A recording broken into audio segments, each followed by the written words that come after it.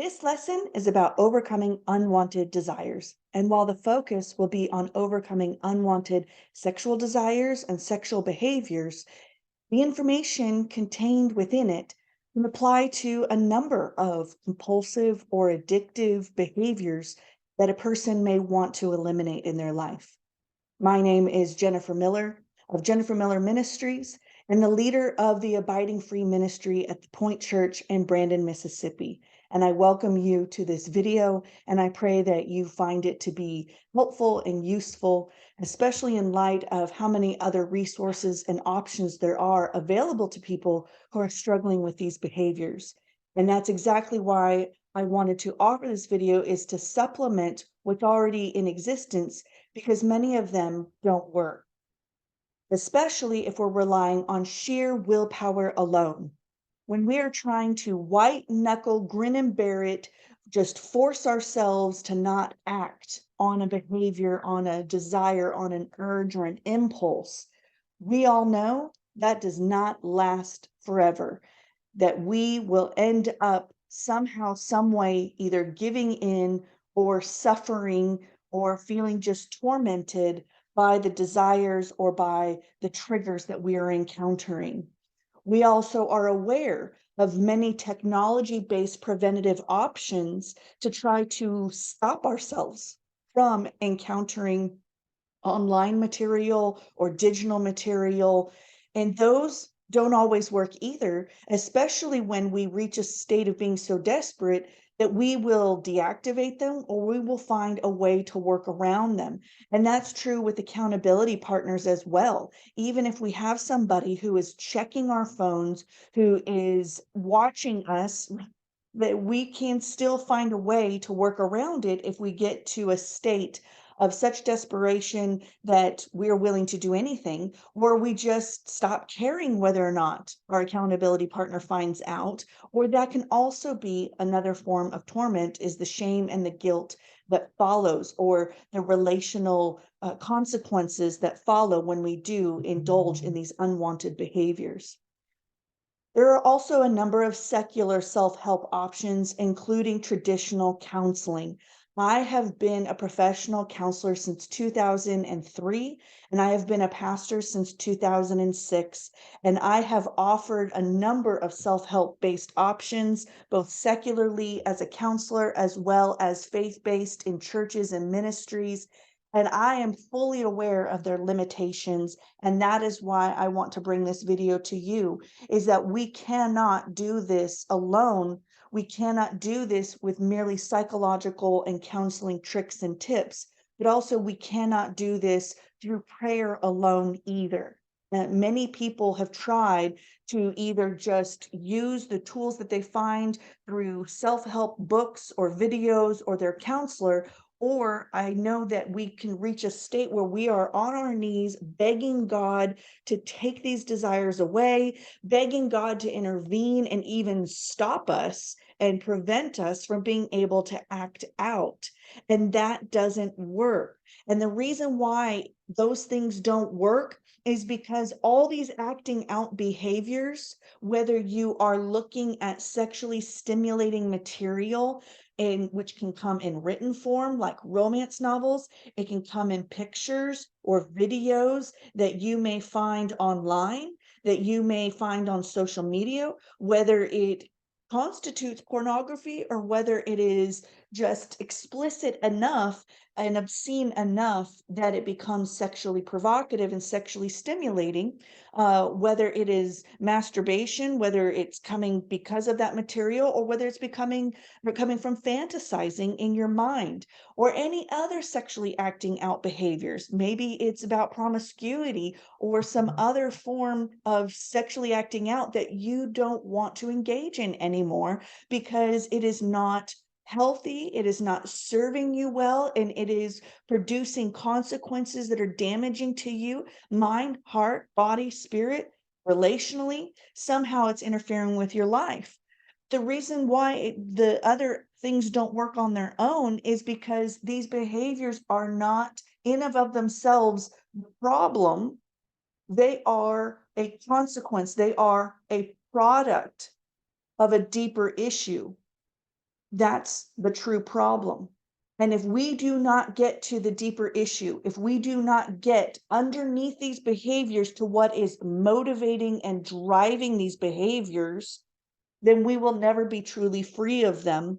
We will instead be relying on things like our willpower or on, some kind of big brother approach where shame and guilt and other means of keeping ourselves in check are used rather than getting truly free from these unwanted desires and unwanted behaviors. In James 1, verses 14 and 15, the Lord teaches us that each person is tempted when he is dragged away by his own desire and enticed. So, just pausing there for a moment, what is tempting us is our own desire. And I like the NIV translation because a lot of times it ends up feeling so compulsive, so non thinking, so uncontrollable that we do feel dragged away. We do feel so lured and enticed by desire that we can't seem to not act on it, whether we are acting on it in our mind or we're acting out in some form of behavior. So it starts with a desire that when that desire has conceived, it then gives birth to sin.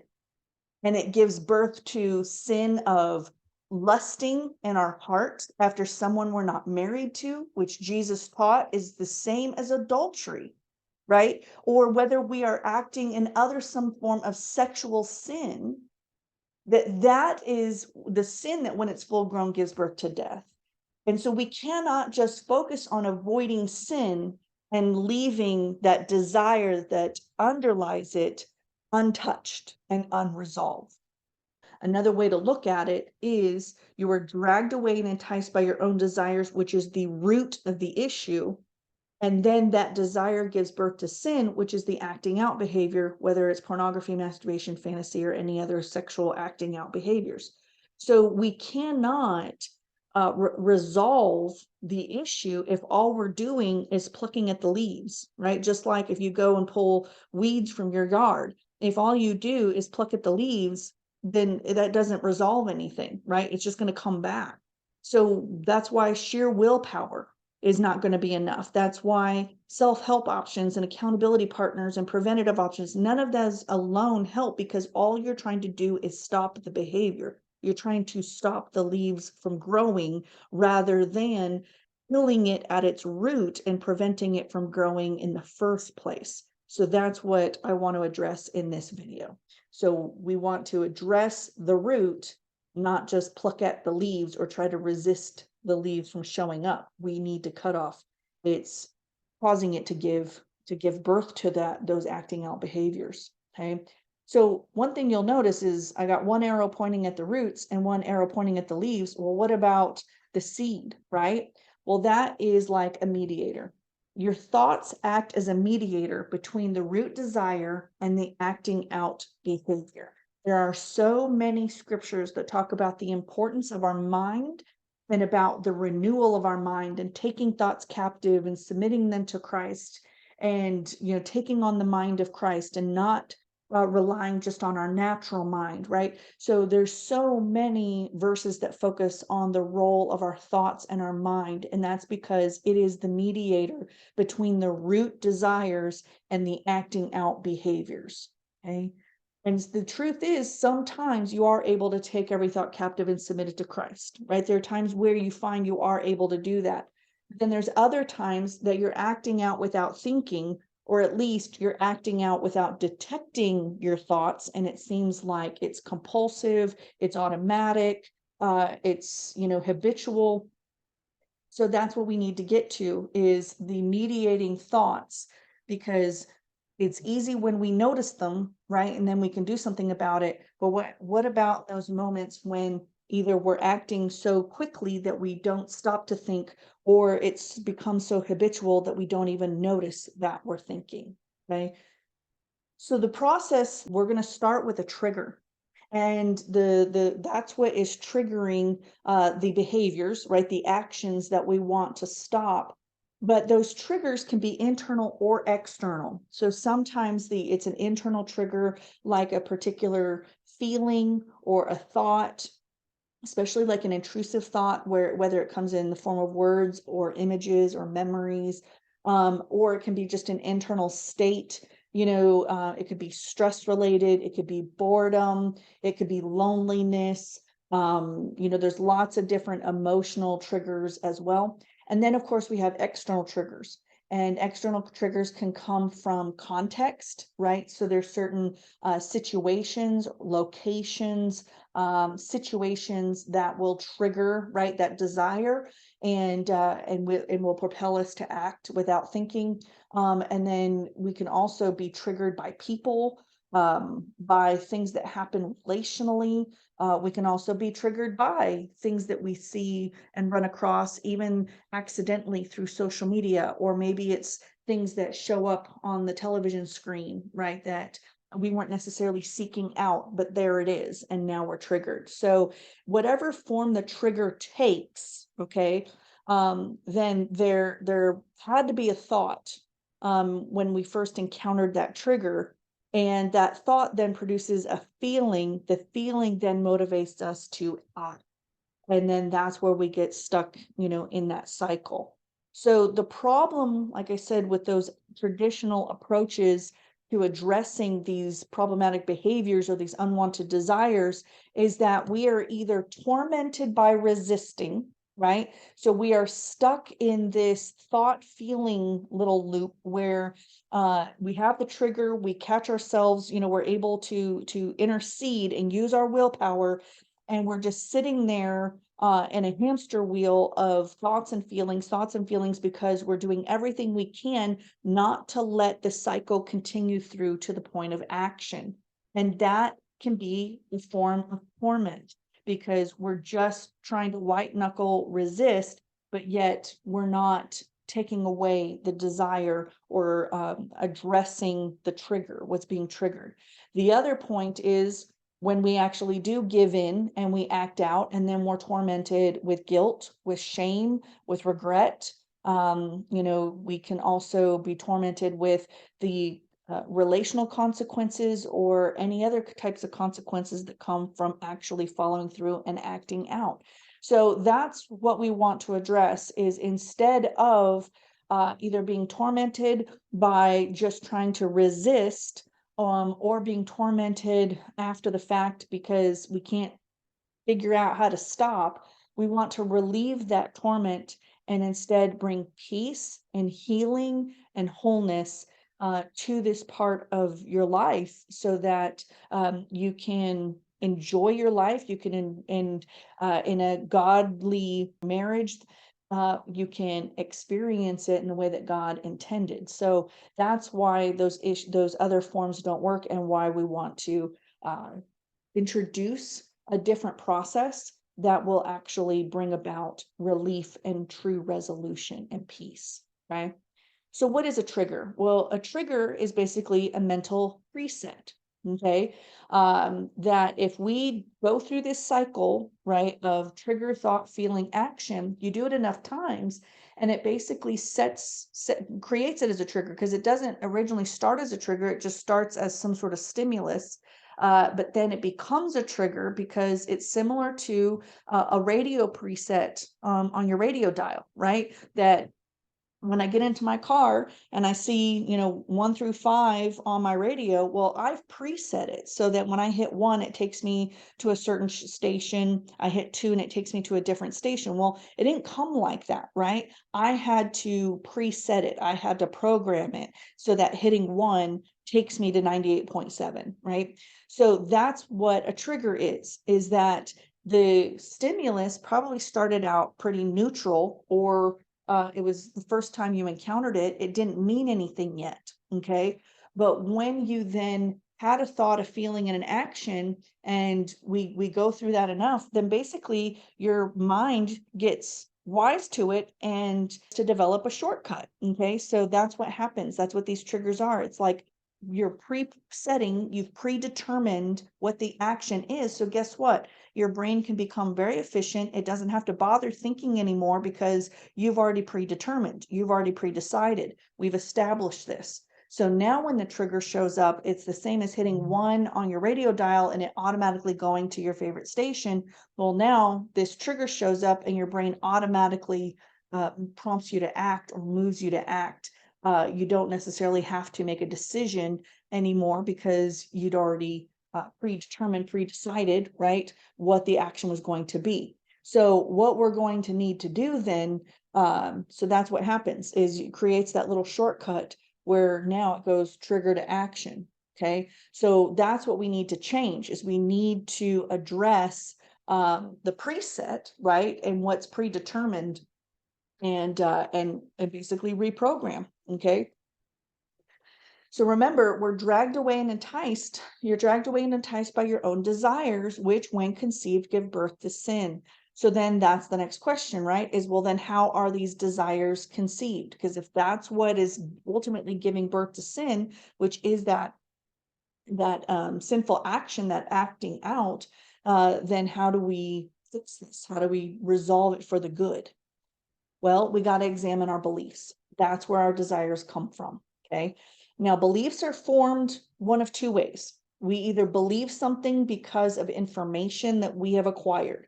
So we might have read a book, we might have heard a sermon, or a lecture, we might have been, verbally taught by somebody, a parent, a teacher, a coach, something like that, right? So we might believe something because we've encountered information we deem to be trustworthy and true.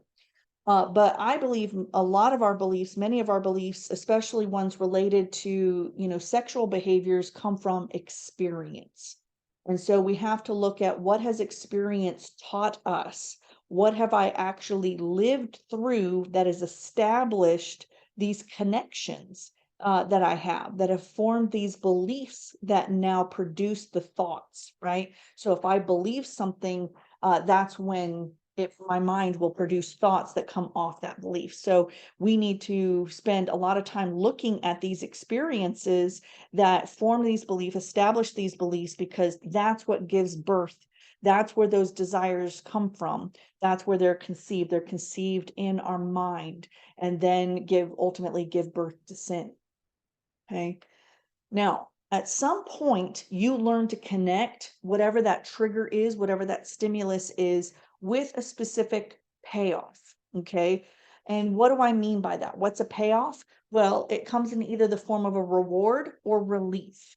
What do I mean by that? Well, if there's a certain trigger, a certain stimulus, and I have a thought and a feeling, and that feeling is pleasant, the action that I take then also produces pleasant feelings, something that's rewarding, right? Then that's going to then reinforce the association between the trigger and the action. Whereas if it was painful, right, it would be punishing. So when we look at rewarding is bringing on, triggering something that's pleasant or satisfying. So another form of a payoff, though, is relief. And do not discount or minimize the power of relief. And when I was talking before about what are some of the states that can cause us to then act out, sometimes it can be to relieve something unpleasant. So it can be to relieve boredom or loneliness. It can be to relieve a sense of anxiety or stress. Okay. So the payoff is what is driving this entire process, because that's what we're seeking by engaging in that action. If there was no payoff, if all there was punishment, then we would not pursue it to the point where it becomes one of those mental presets, right? We wouldn't engage in it frequently enough if it wasn't either providing us with a sufficient reward or a sufficient relief to be worth it.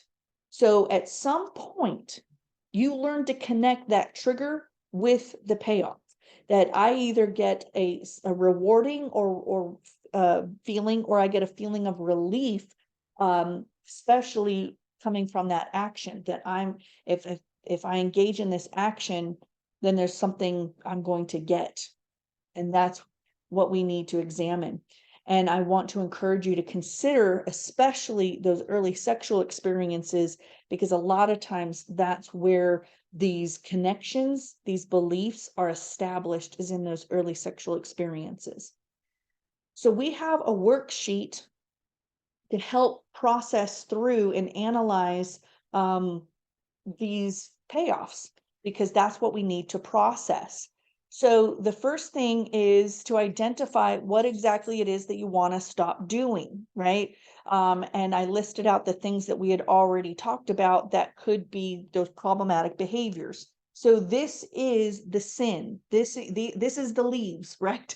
This is what we want to stop growing. We want to stop manifesting. We want to stop acting out in this way. So then we need to consider, well, then why? Why are we doing it?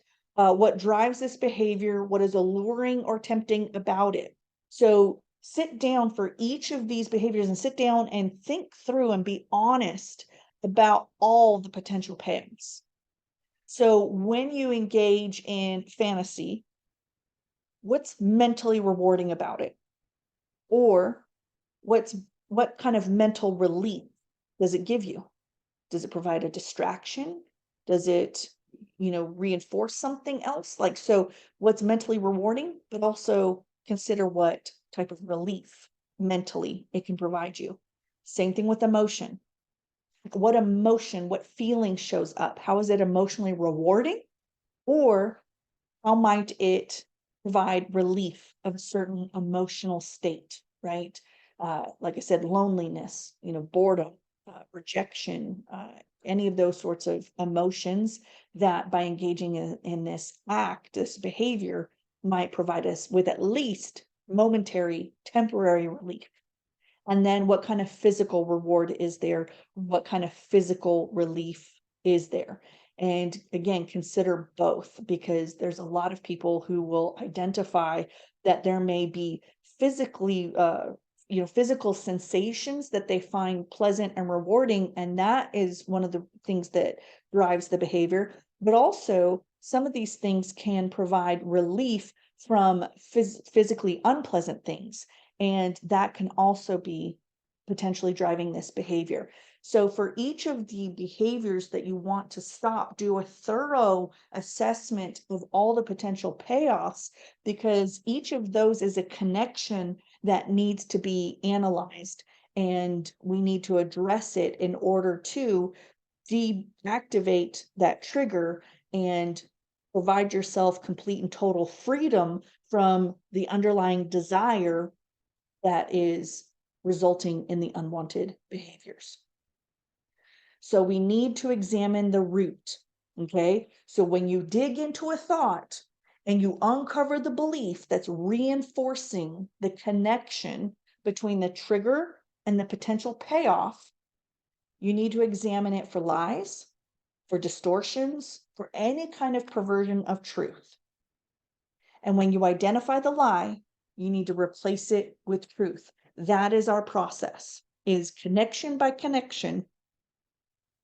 What is here that is not 100% true?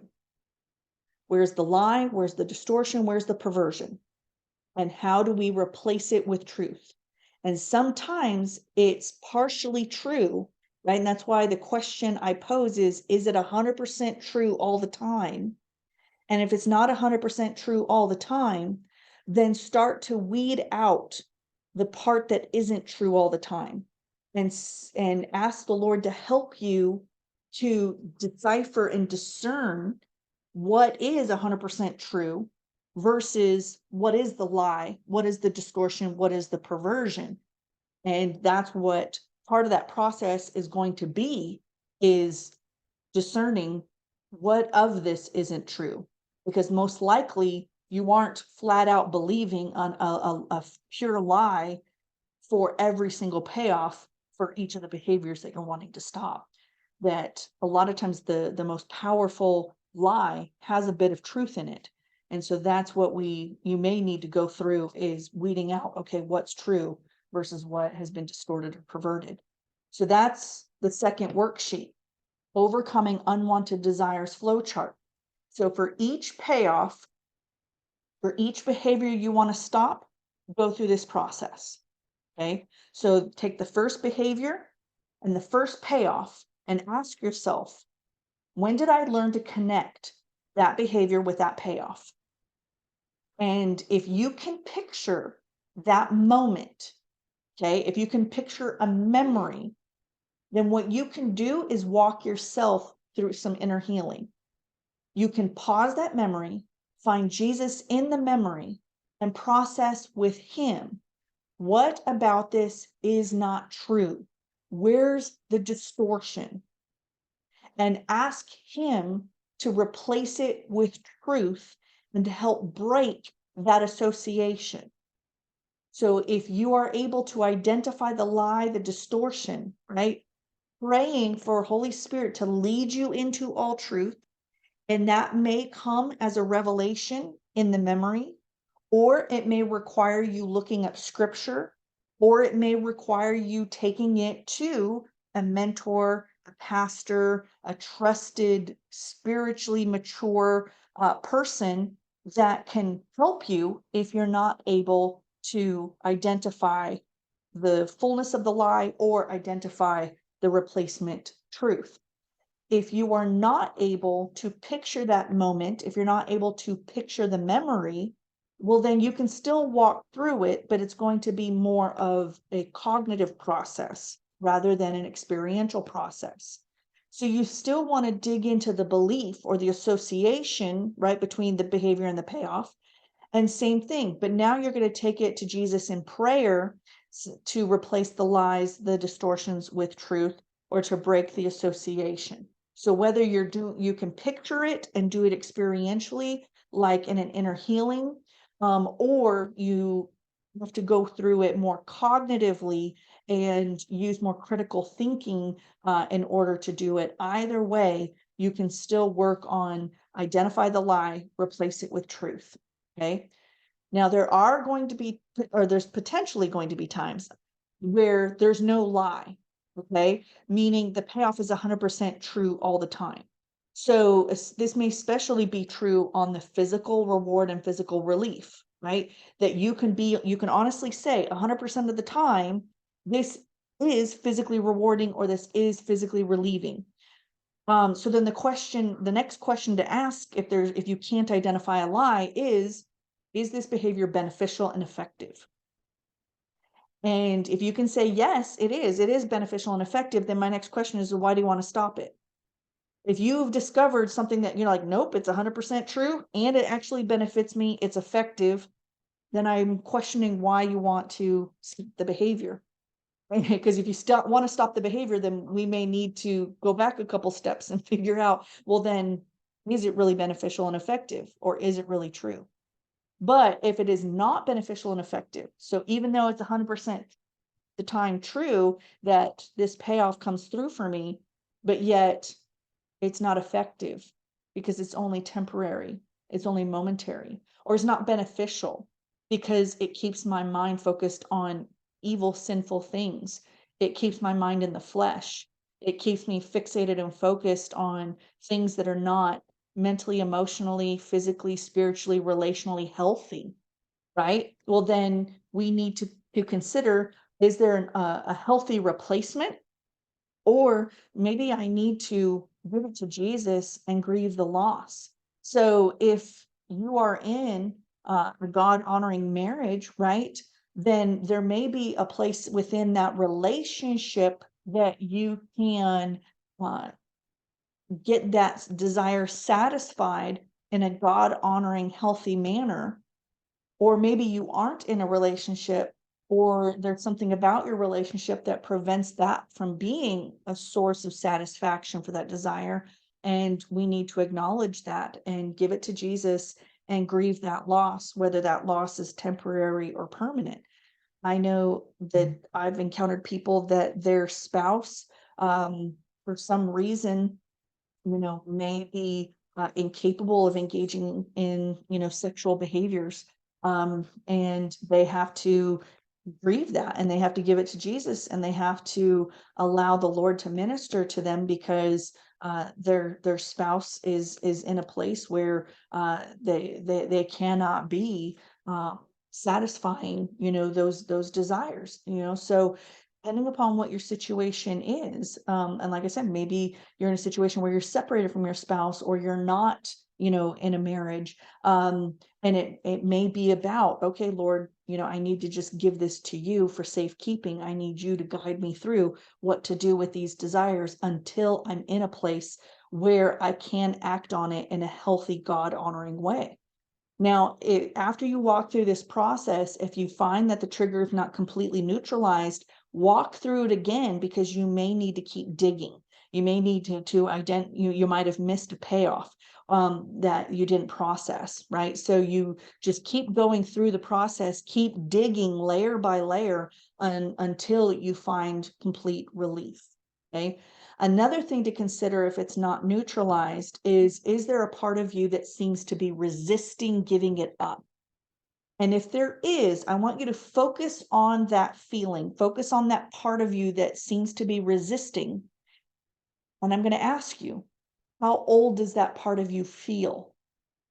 And is that part of you connected to an early sexual experience? Because, like I said, many times these mental presets around sexual desires are established in those early sexual experiences, which may have happened when you were very young, or may have happened in a very, unhealthy way, or even a potentially an abusive way. So there's maybe a part of you that's resisting, and it's tied to that early sexual experience. So you may need to ask Jesus to minister to that part of you at that age. So if I were to say, how old does that part feel? And it's 15-year-old you, and it's, yes, it is connected to an early sexual experience or an early romantic relationship, then ask Jesus to minister to 15-year-old you. Ask Jesus to minister to that part of you in that early romantic relationship. Okay. And that may help you fully release it, because it may not be you today. It may not even be rational you, but instead an early version of you, or an emotional part of you that needs to be doing the releasing. Right. So I just want to finish this video by encouraging you, do not settle for the counterfeit. The enemy comes to steal, kill, and destroy. He is not the creator. He cannot create anything, let alone anything good. He can only counterfeit and distort the real good. God gave you sexual desires, as well as the desire to be loved, wanted, chosen, accepted, fulfilled, and connected to others. God gave you those desires. Do not let the enemy rob you of godly desires. And I want to encourage you to consider these godly desires as the payoffs that are wrongly connected with sinful acting out, right? Or it may not be wrongly connected to the behavior, but it's wrongly connected to the context, because you're not yet in a God honoring marriage. So you shouldn't be acting out on it, because that's where it's problematic, right? But if what's driving you to act out in these ways has to do with wanting to be loved, that's godly desire. You just need to work with the Lord to analyze what's the right way for me in my current state and my current situation to have that fulfilled in a healthy manner. All of us want to be wanted and desirable. All of us want to be chosen and accepted. So think about the godly desires that are being distorted and counterfeited by the enemy, and allow Jesus to redeem it. Allow Jesus to redeem the godly desires that the enemy has stolen or perverted. Okay, do not settle for the counterfeit, but also do not settle for the enemy stealing these things from you or perverting them for you. Psalm 37:4, delight yourself in the Lord, and he will give you the desires of your heart. And what I love about this verse is that the first step is delight yourself in the Lord, and then he will give you the desires of your heart. And that's because the more that you delight yourself in the Lord, the more the desires of your heart align with his heart. And so then he is happy to provide those for you, to give those to you. Because when our desires align with his desires, then that's when he can bless it. It's when our desires are contrary to his desires, when they have been perverted, distorted, counterfeited in some way, that he cannot bless. So go through this process as many times as you need to until these godly desires are fully redeemed, and you will recognize that those triggers, they don't work anymore, that you are in a state of being able to take every thought captive, that those presets have been deprogrammed or reprogrammed to something that is healthy and God honoring. So if you want additional support, if you want additional coaching, you can contact the Abiding Free ministry team at the Pointe Church at abidingfree.thepoint with an E at gmail.com. We have great ministry leaders and volunteers, both male and female, who are willing to meet with you, to walk through the worksheets with you, to pray with you. If you find yourself stuck at any part of this process, they can help walk you through it and come alongside you in that way. So feel free to reach out if you want that type of support.